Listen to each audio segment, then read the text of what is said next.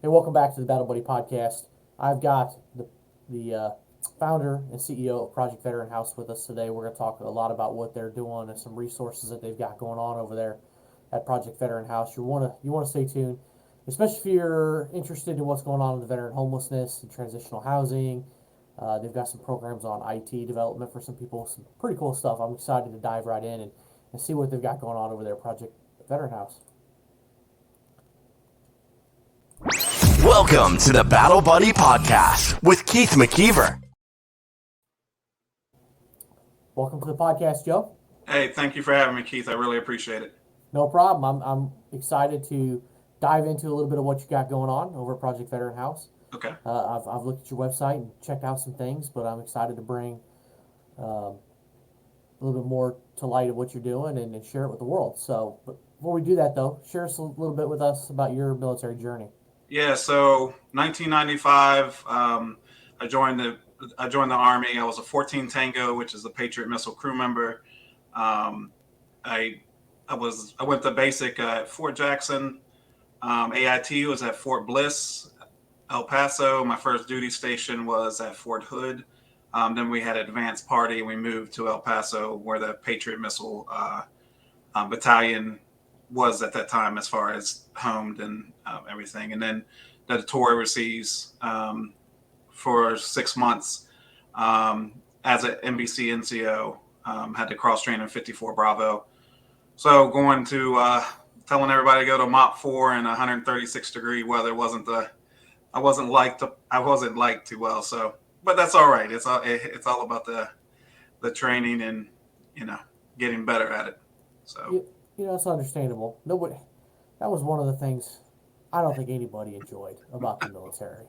Oh, put your mop gear on, or at least for us in the Air Force, it was, oh crap, get out the plastic, cover all the pallets, cover all the, like, oh, this is or such like a camo pain tents and in all the that. butt. Yeah. Yes, yeah. It's like, you know what though? I tell you what, there was one time in my time in that I actually loved those people. And it was during an operational readiness exercise. They sent us up to Alpena, Michigan, which I'm pretty sure is probably more northern than lots of places in Canada where people live anyway.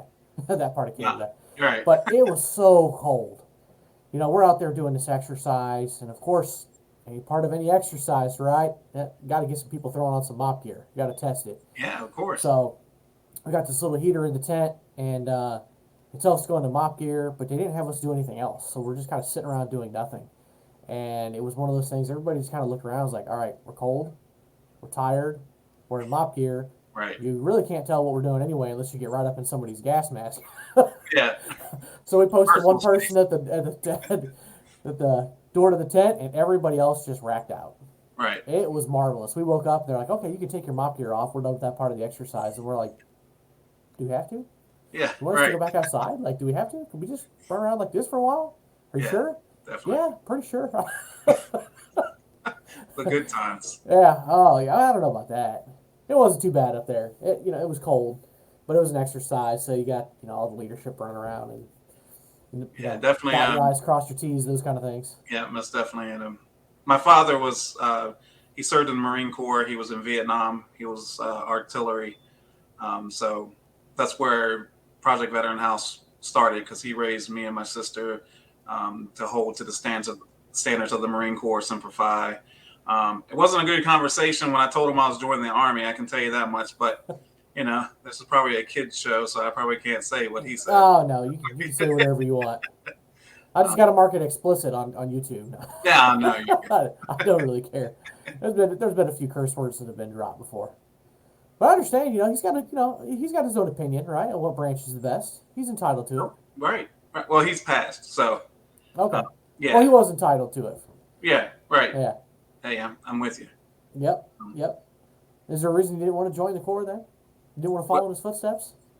Well, no, I did. I had enough Marine Corps training. I mean, don't get me wrong. I have love for the Marine Corps, but I went into the Army. Yeah. Let's not get it wrong. Let's not bash the Marines too much. We all love them. All right. I followed my stepdad in the Air Force. He was Air Force in Vietnam. And the Army actually called me first and talked to the recruiter for 45 minutes. And my Mm-hmm. stepdad came home before my mom did, and he's He's like, so anything happened when I was gone? I said, well, yeah, the recruiter called. Oh, a recruiter called, huh? I was like, yeah. He goes, what branch? I said, Army. Huh. Huh. He goes, I'm gonna give you some advice before mom gets home. A, keep it quiet for a little while, Hmm. and B, if you're really seriously thinking about this, do it. He goes, but think about where you want to sleep every night. I was like, what do you mean? He goes, well, you can sleep on a ship in a kind of a bed, or you can Hmm. sleep in a very nice facility in the Air Force, or you can sleep on the ground like the Army and the Marines. I was like, Air Force doesn't sound that bad. No, that was smart.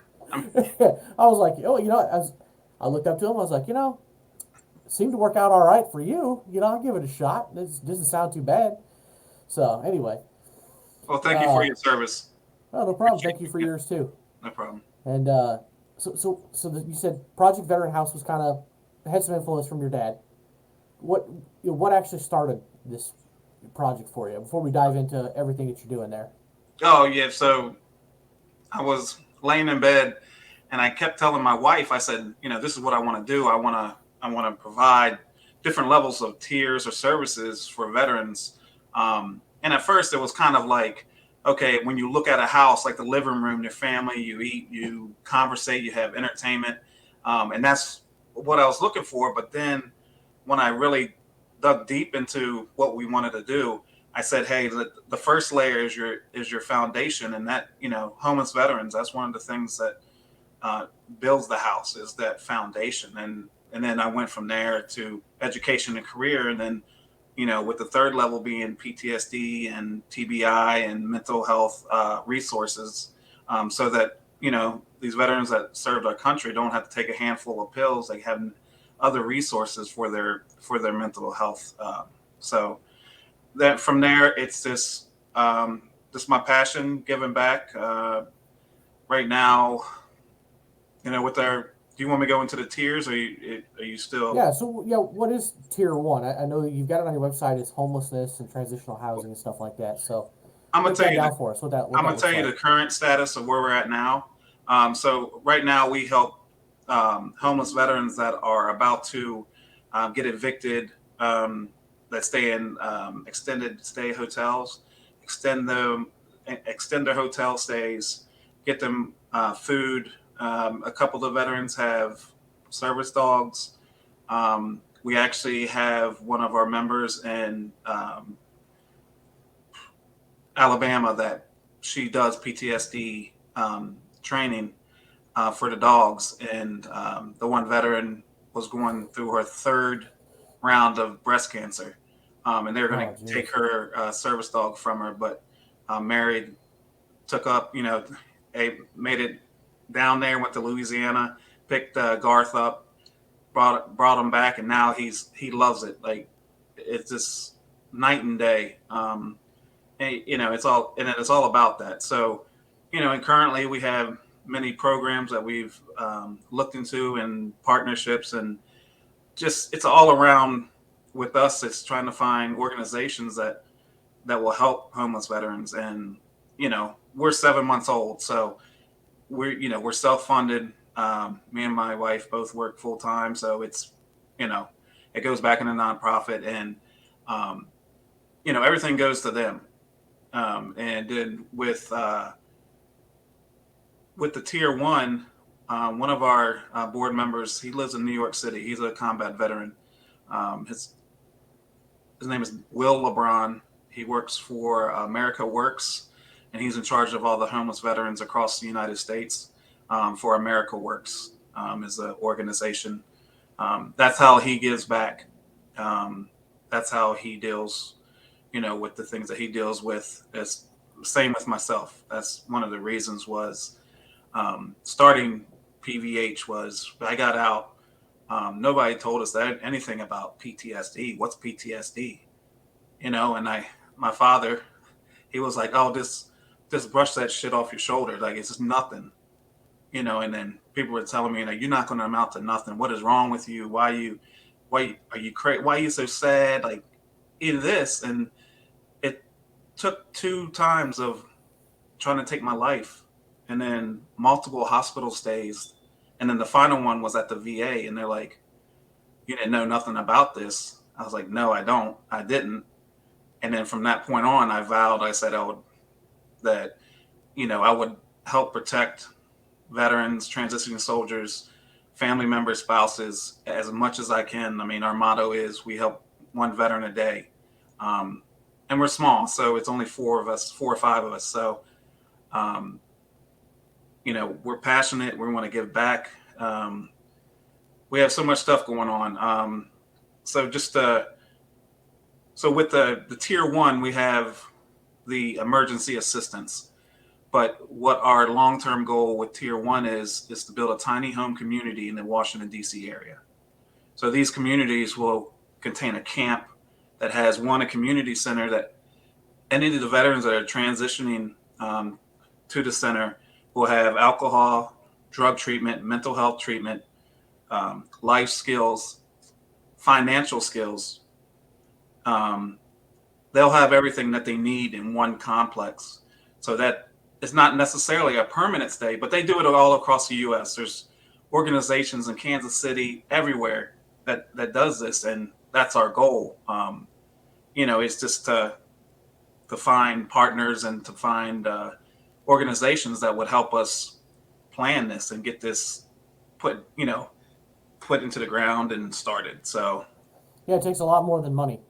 oh yeah, To do yeah. that, because I'm in real estate, and you got to find the land. You got to make sure the zoning's right. You got to have the funds to do it. You got to make sure that you're meeting building codes, and then you got to find And I love the idea, because I think almost every major community should have something like this. Yeah, and not But something where those resources are right there, Yep. virtually or basically right on site.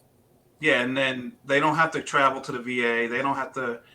The VA will come to them, or their doctors, or their therapists. Everything, because most of the time it's virtual now anyway.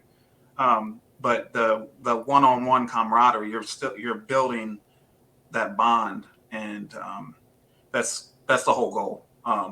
Is to get them back on their feet and then transition them into a permanent home. And then, kind of on that note, just this week we've had 2 construction companies said that whatever they need to help build it, they will provide all the support we need, which was amazing. I met a guy who owns a drywall company. He said, whatever resources that you need, we got you, like 100%. It's a lot going on, but it's exciting at the same time, because it's like, this is our long-term goal. We're like, we want to break ground 2 years from now. And then just talking and, presenting what we've done and what we're doing, is just, the support is tremendous. And we love it. And pretty much that's how we're progressing.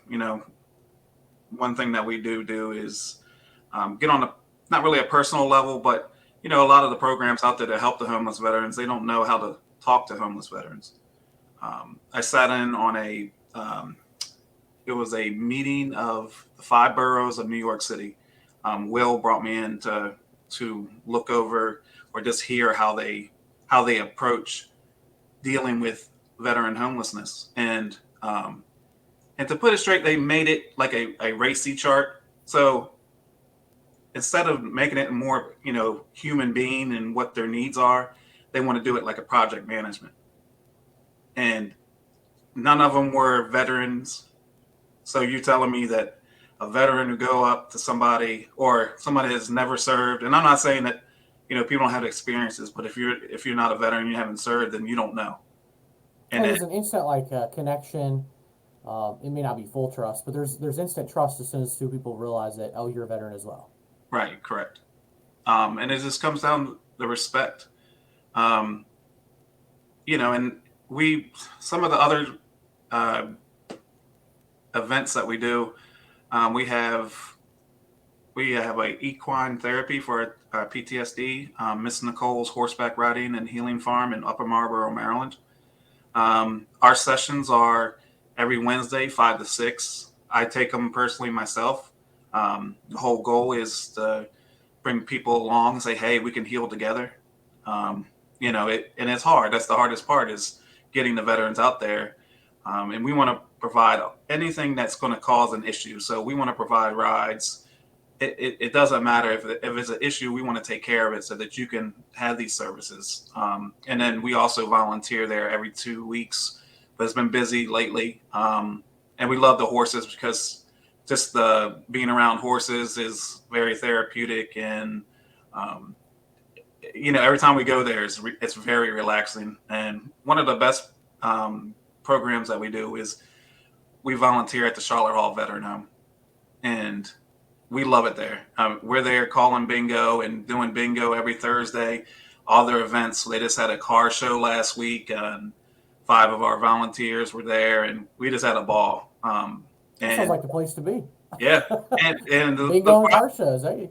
Yeah, it was great. It was great, and to see the faces of the veterans. That 86% of the veterans at the Charlotte Hall Veterans Home are from the Vietnam era.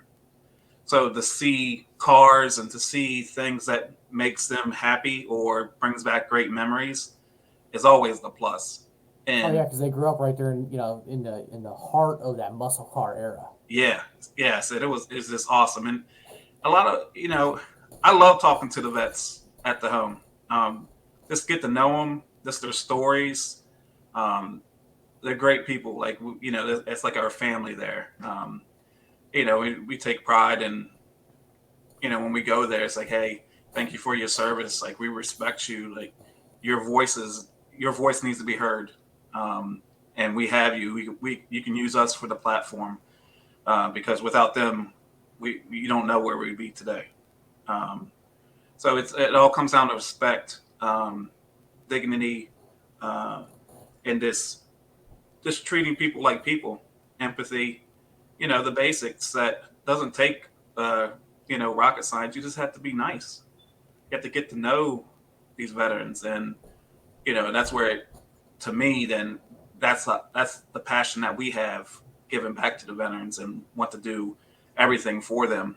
And I kind of jumped to the top tier, but do you have any questions for me? One thing I was going to say, I love the fact that you go into the home there because I think we saw during the pandemic, not just veterans homes, but just nursing homes and long-term care facilities that people couldn't go in there. And I think sometimes when people put a family member or somebody has a loved one that's in a facility like that, Mm-hmm. they don't get a lot of visitors. They don't. Some will, odds are some will, but a lot don't. No. They get excited. I was able to take my boys to a local nursing home the day, or actually it was on Veterans Day. They had this little parade, this little tiny place right here in my hometown. We went out there. I volunteer with the Honor Flight, so they contacted us and said, hey, you have somebody come out here. And my boys were off of school, so I said, hey, you boys are going with me. You need to see this. And it was just 7 veterans in there in this little tiny nursing home, not a huge facility. It just lit up their world. Yeah. I couldn't get a couple of those guys to shut up. Oh, I bet. That's good. They just kept going and going and going because it was somebody new to talk to. And it was a fellow vet and somebody younger and just this energy around it on Veterans Day. Yeah. They just felt so honored. My speech was 4 minutes long. Oh, wow. I didn't give a big one. I was like, hey, here's what Honor Flight is, here's what we do, whatever, and then got them information on how to sign up. But they just loved it. A couple of those guys really lit up. It's an awesome experience. We were on Saturday before the event, they had the final salute. So whenever a veteran passes away, all the staff lines up with flags. And when they bring the casket out, their family members are behind them. If you're a veteran, you get to salute. So it was a privilege and honor to be able to do this and to experience this firsthand. So that was really neat. Not neat per se, but it felt good. It was something that they deserve. So I'm trying to think. So a couple things on some of the programs that we provide. So we bought Washington Commanders tickets, and for the season, 2 of them, and we gave them out. We're giving them out to veterans' families. I think we've given out 4 sets so far. It includes free food, free non-alcoholic drinks, Gold Club membership, and then free parking. So they don't have to they don't have to cover any charges or anything that's going to cause them not to enjoy the game. And then if needed, I could provide transportation to their house, from their house. It's all about, at the end of the day, having fun and being able to enjoy. You might have bad days during a week, but if you can have this one day, it's like, hey, I'll remember this the rest of my life, or I'll remember this. And that's what it comes down to. It's just providing services, transparency. We tell you how it is. And there's so many things going on, and it's very exciting. We have our second tier is the Microsoft. So our for-profit JB Cloud Solutions is a Microsoft certified training organization. I'm an MCT. We have MCT trainers that have volunteered to give free certification trainings, and then we will pay for any certifications. We'll get vouchers. We've already helped 3 veterans with CompTIA certifications, Microsoft certifications, and we just introduced the program yesterday online. But it's our view at Project Veteran House that we have a 360-foot view of what we want. So we help a veteran out and they get on the right track. We want them to continue to help the other veterans that are having trouble, so that it's a 360-degree view of, we help you, but we want you to stay on to make us stronger so we can help more veterans and grow. So you're trying to turn them into like a more of a mentor or a trainer for the guys and gals coming behind them. Definitely. And then that's pretty clever, yeah. There's no better way to learn than to teach, right? Right. Yeah. And we have partnerships with 2 job organizations that do government contracting, and have said that they have special requirements, and they will put the veterans' resumes to the top. And it's awesome because the way that this partnership works. And then from there, the mentorships, and then again, it's any training. It's not necessarily Microsoft. It could be CompTIA. It can be project management. Anything that, if you're a veteran and you want to pursue these certifications, we're going to take care of you. We're going to put you in a job. We're not going to just give you a certification to say, hey, we gave you a certification, I'm going to pat myself on the back. No, we're going to give you a certification that you can transfer to a job it's going to be very important and going to give them a little more stability in their career path. Are you typically doing this after you get people into a transitional housing and kind of getting a roof over their head and his basic needs met, and then looking at, or does it just depend where they're at in that cycle? So with the training, we wanted to focus on transitioning soldiers and veterans. But the main focus is on transitioning soldiers because, like myself, 14 Tango, Patriot Missile crew member, I get on the streets like, I don't know no job. Yeah, I mean, I don't drive around and see Patriot Missile systems. Yeah, exactly. So, military is good for letting, training. But when it comes to releasing and letting the veterans go, there's a big space. There's a lack. So what our future goals or our long-term goals is to provide a program that 1 year out from ETS, that the soldier gets trained, certified, in a job, and then also with a mentor inside the military. So when he transitions out, he can transition to a civilian mentor, which is also a veteran, and they can help him, get into a routine. Because I know it's one of the hardest things is transitioning from military to civilian.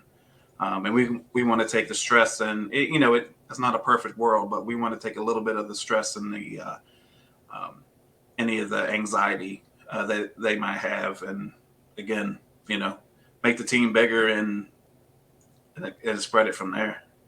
Well, there's no doubt about it. I mean, it's there's a million different things that could happen during transition. You can't plan for all of them, but that is a good one where there's some sort of skill I think there's a lot of people that get out that just don't have whatever. My time's up. I'm getting out. I don't know what I'm gonna do. I'll figure it out. Yeah. I'll get a job somewhere. Well, there's plenty of jobs in this country, but Definitely. does your experience and your resume and qualifications match any of that? That's a big one. So, Because I mean, that's one of my big pieces of advice to anybody going in the military is choose your job carefully. Like choose yes. it very carefully. Yeah, it's definitely it's crucial. Because when I went in, I just said, okay, they got Patriot missile crew member open. I said, okay, I'll take it. Sounds I, cool. yeah, exactly, because it was so famous in the Gulf War. So yeah, and definitely transitioning out. There's a lot of I guess procedures that aren't really described and put in place that they understand. And it's hard to see because when I first started PVH, I wanted to help every veteran. And Will said, "Hey Joe, not all veterans are good." And at first, when I started, I went for my heart. I mean, we lost all kinds of money because we weren't doing our due diligence, but we've learned from that to build processes and procedures that we have to follow to protect us and the veterans in the program. Yeah, there's no doubt about it. There's some people out there that will do anything to get free handout or this, that, and the other. There's just some people who just attitude wise or whatnot are just not going to be in a place where their mindset is ready to learn, ready to Right, adapt. definitely. And when you mention transition, one of the biggest problems is in the military you have orders, you have operations, you have a little bit of a blueprint, pretty much what you're supposed to be doing in your job. When you get out, there's nothing. There's no blueprint. There's Yeah, no it's like, operations order for what you do on day one. You got to yeah, develop it yourself. right, definitely. And that's the hard part. We get out, and the problem is, I'm not saying everywhere, but you'll meet people, civilians that you work with, and they don't want to help you. That's the last thing they want to do because they think you're taking their job or you're taking their position. But my theory is you should always want to teach. You always should want to learn, and that's because you give somebody a script or something like that, and you're showing them how to improve their selves. That doesn't necessarily mean that he's going to take your job. I think that builds camaraderie, and I think that would help a lot as well. Well, we see that because we served. Right, Like we right. know, like you have to train your replacement because you're going to leave or you're going to end up in a different unit, whatever. But you have to train your replacement. Everybody has to be prepared. Everybody has to be somewhat cross trained, whatever, for the mission to happen. The civilians aren't. They don't have that mindset. They don't. They're going to look at you very suspiciously if you offer any kind of, I'd almost say anything really, that's of value, like feedback, or hey, here's some piece of advice, or here's this, here's that, or you try and do something for free for them. They just kind of like, what's your angle? What's your game plan? What are you trying to sell me? Yeah, right. There's no collaboration. Does not work all that well. It doesn't. Um, and that's the hard part too is seeing a lot of these veterans struggling and like they get out. It's like, what am I going to do? It's like, oh, we have programs while you're in, like, okay, the TAPS program and different programs like that. Okay, that's like your only you know hitting the top. But there's so much underneath that they don't tell you about. Well, it always blows my mind about the TAPS program, and I learned this, gosh, maybe 9 months ago, give or Mhm. take, because the TAPS program is not ran by the VA. It's not ran by the DoD. It's ran by the Department of Labor. That's why everything is about get a suit, learn how to do an interview, get a resume, and put your profile on LinkedIn. When I got out 11 years ago, that's pretty much it in a nutshell. Right. It's like, okay, that's great. That can help you get a job. Nobody's talking about your personal finances and now you got to pay for But health insurance and life insurance and all these other things that you didn't have to pay for. Or you lived in base housing and, I forget how all that works, but like it's paid for. They may pay you, but it just goes right to housing. Like you don't really see the money. It doesn't hit right. your bank account. You don't have to be responsible for managing those funds. Mm-hmm. It's just given to you. And then all of a sudden you're just out with no plan, no order, figure Nothing. this shit out. Well, and it's funny how we've helped about 10 veterans with updating their resume, getting them interviews. And the thing that upsets me the most is these recruiters and these, organizations, they don't have no respect for the veterans.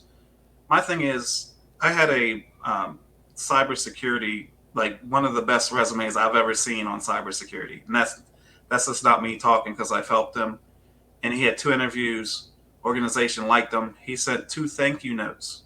They did not send nothing back to him. That's disrespectful. And on any level, it doesn't matter if you're a veteran or if just regular person. That's disrespectful. They don't owe you as veterans and job seekers. It should be the opposite. They should be respecting you more because all they're doing is going after a quota. At least enough to respond, Right. to some degree.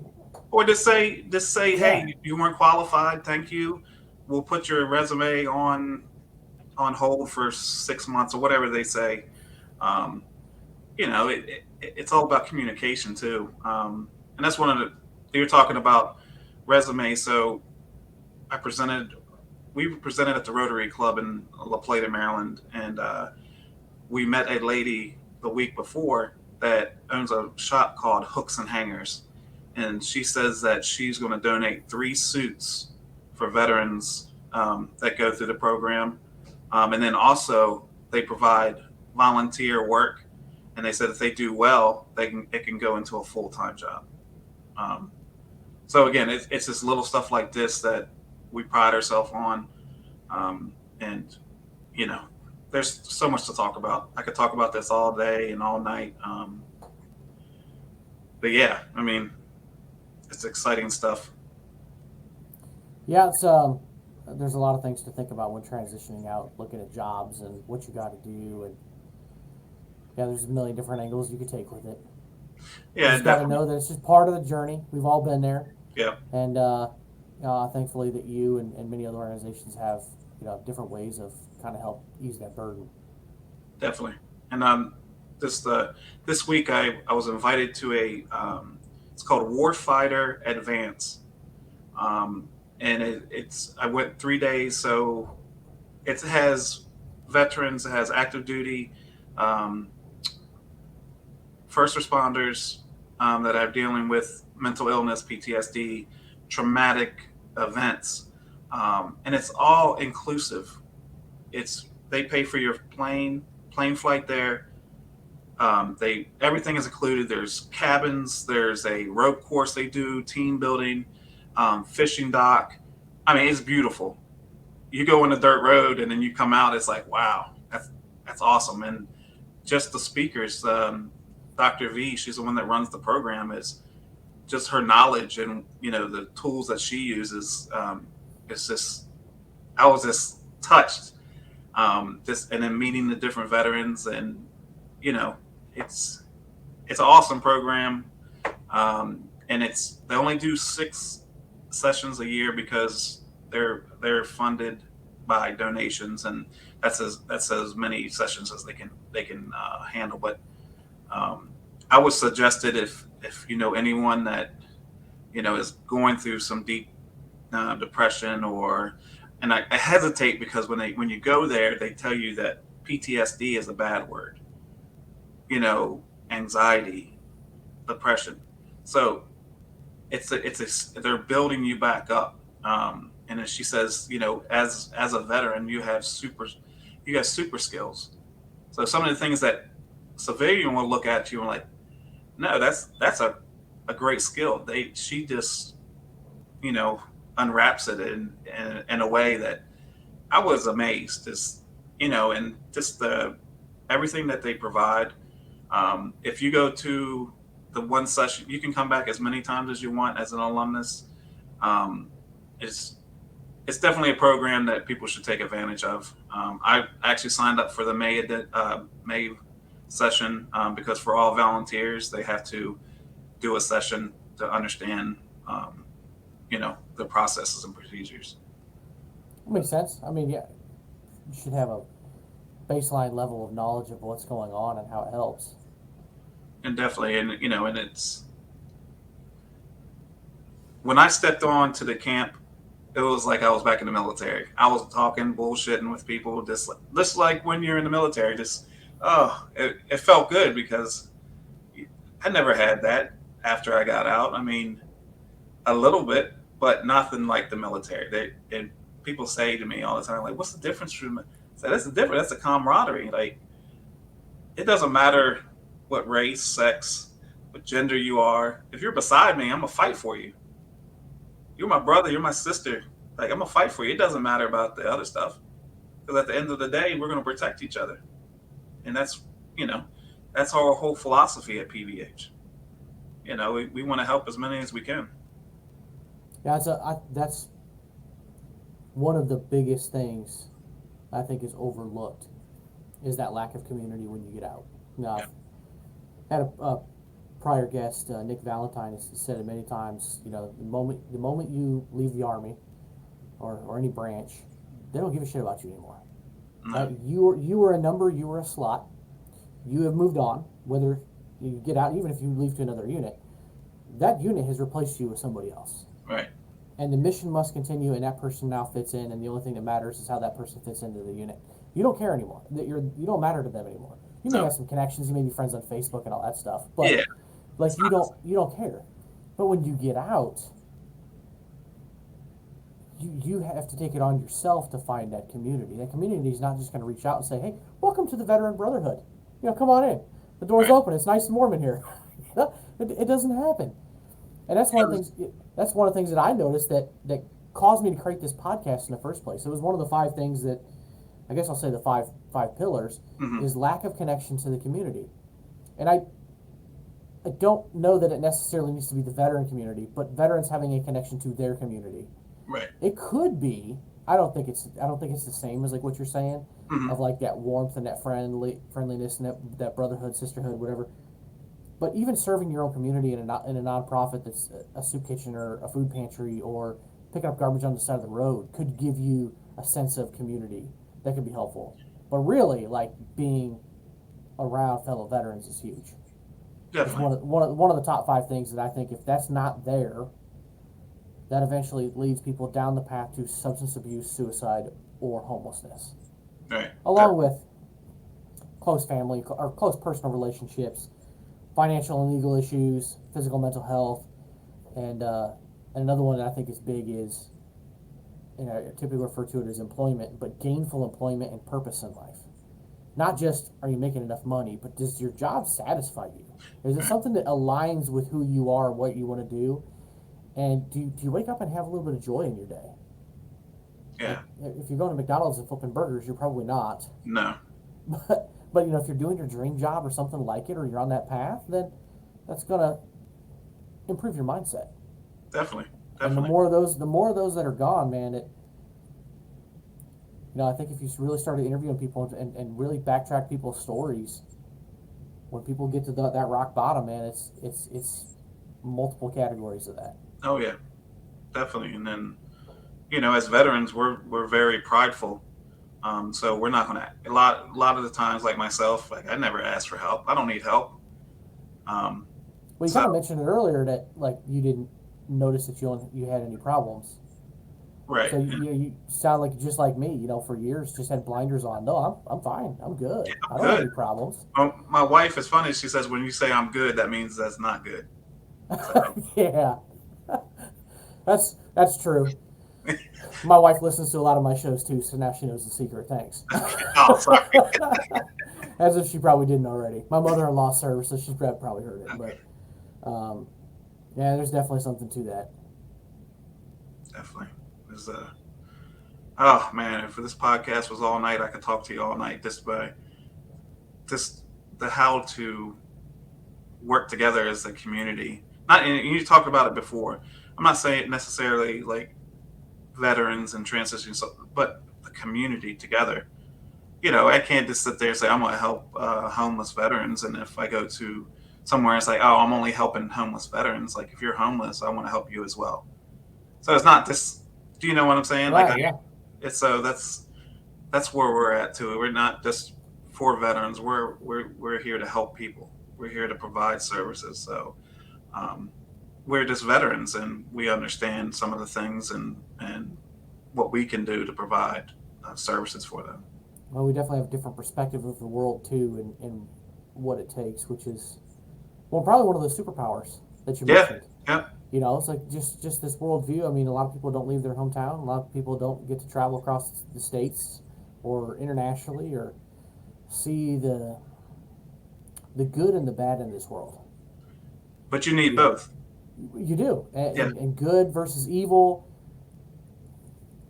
You know, it's in the Bible. It's in, I think, just about every religion out there. It's Hmm. good versus evil. This constant battle. You know, the angel and the devil on your shoulders. Like, it's really real out there in the world, and nobody sees it more than we do. Right. You know, it provides And a lot of perspective. definitely, it's great. It's very sad, and just hearing stories and seeing videos, and to me, it's all about communication.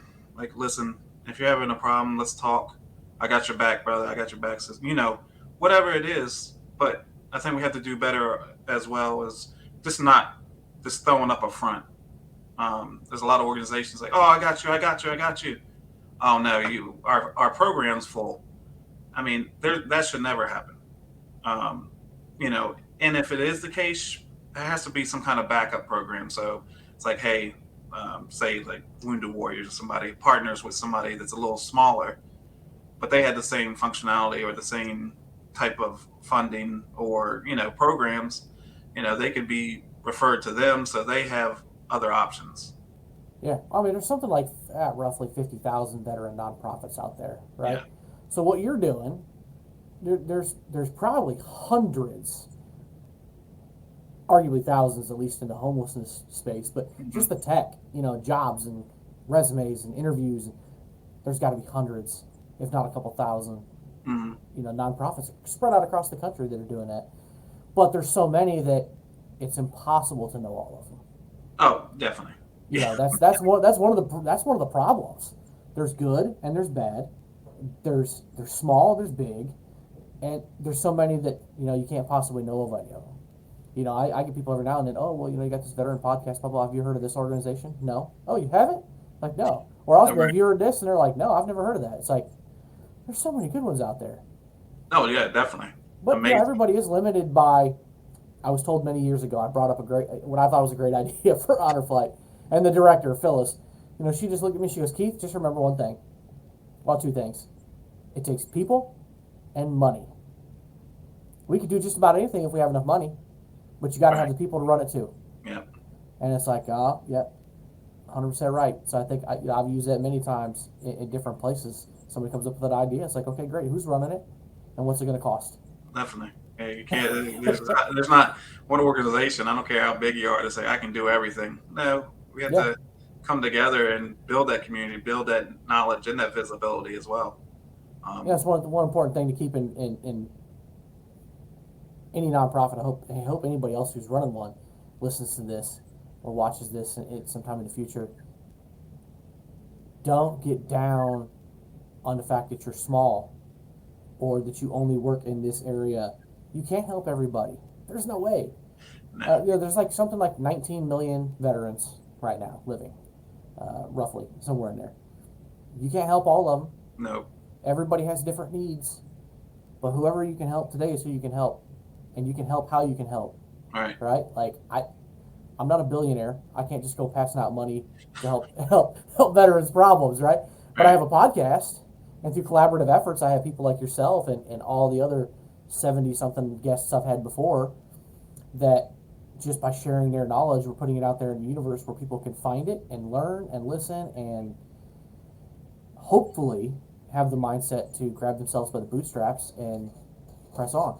yeah, definitely. I mean, that's what it comes down to. Absolutely. Yep. So what kind of things do you guys have on the horizon? Any other ideas, plans?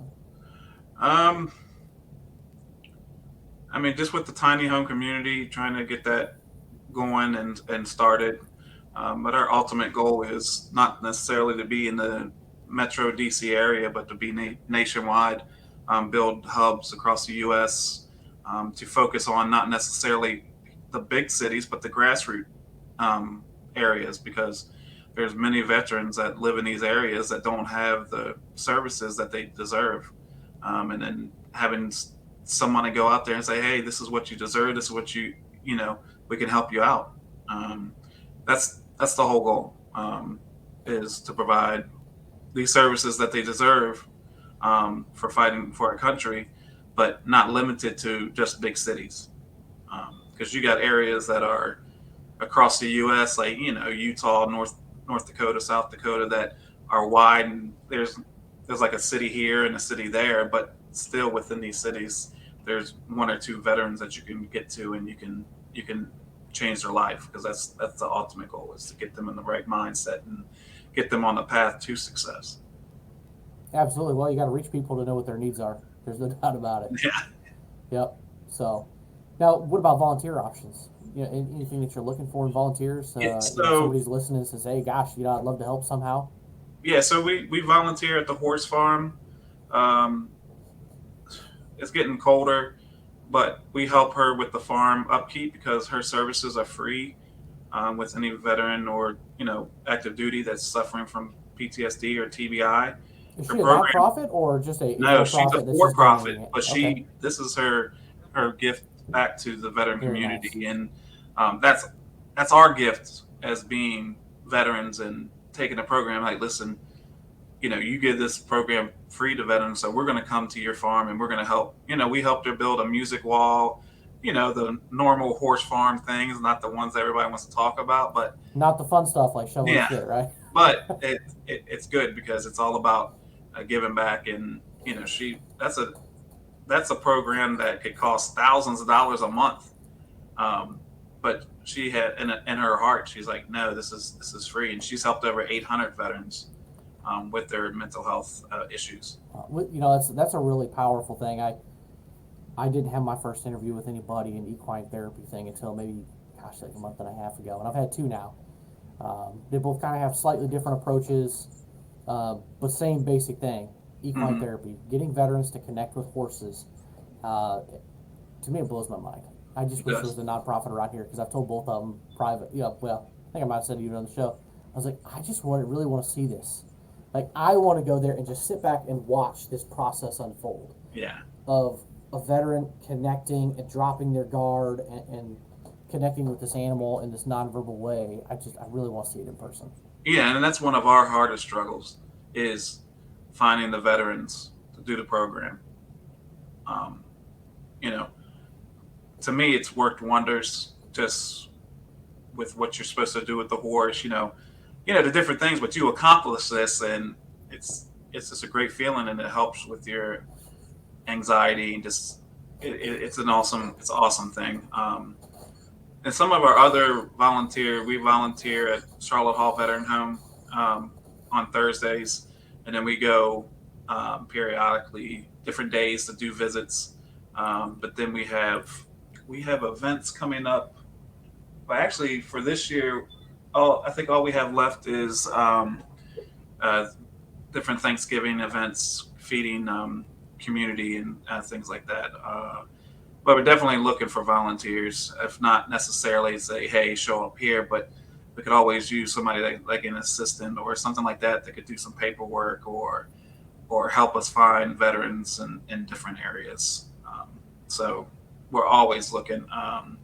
And again, we just launched our website last week, so I'm kind of tweaking it from there. But I will add all the information, the contact information, for the different programs, how to do the equine therapy. So all you have to do is fill out the information, and then it will be sent straight to us, and then we'll contact you within 24 hours. Awesome. And I'll tell you what, those website tweaks, they never end. Yeah, I know. That's Yeah. always good though. You know what? As long as you're expanding and adding more resources and information, it's all good. But it never ends. No, it doesn't. I'm always do it. I always mention that towards the end of mine. I got this little screen that'll pop up when we're done, and I always tell people nobody's done it yet. All But I right. always tell people, I'm like I always say, if there's not a resource on my website and you think there should be, reach out and let me know, and I'll do what I can to put it on there.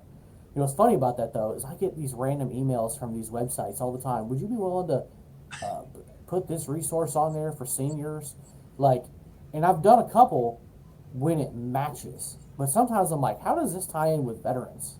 Right. Like, it's, anyway, get off my I just think soapbox some there, people just but it's send like, mass emails out. It's like, oh, okay, you hit the keyword, so I'm gonna send it to him. And yeah, so it's like, it's just, it's not a clear fit, like, okay, it might affect veterans, but not what I see as a huge number. right, It's like, you know what, they probably have better SEO on their website than I do on mine, so might as well leave it on theirs. right, Mine's always a work in progress, but still, like, right. if you're off some big fancy doctor's office or, got this big fancy website, Oh yeah, anyway, but yeah, the website stuff is always in transition. So anybody who's listening, I've got it scrolling across the bottom of the screen. As you know, I always put things in the show notes, so it'll be in there too. So I highly encourage anybody, if they got an idea, thought, or want to volunteer or something like that, go to the website and reach out. I think I got your yep, I got your LinkedIn too. So feel free to reach out there too and yeah. connect. We're on Facebook, TikTok. That's kind of new to me, but I'll post our events and stuff, pictures on there. Twitter. I haven't So quite mastered the TikTok yet either. So yeah, I like hopefully, watching the videos. That's about it.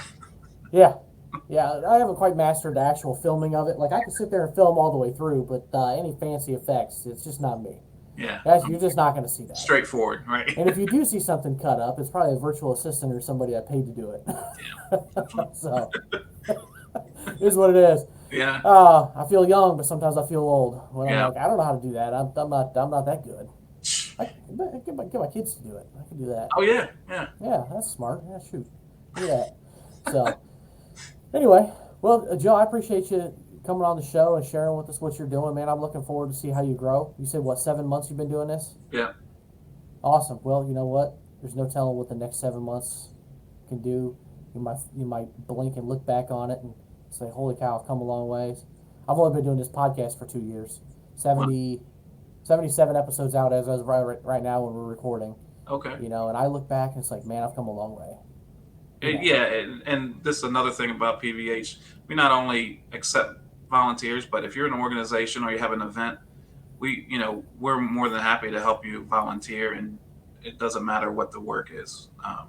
So it goes both ways. So I hand my hand out, and you hand yours out, so we can build that community.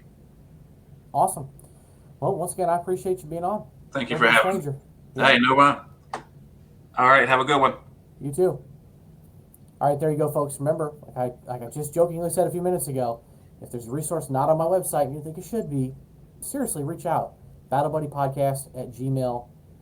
Reach out. Let me know what you think should be on there. And if you are struggling for any particular reason, we really want you here tomorrow. So call the suicide hotline number. It is now 988 press 1, or you can text 838-255.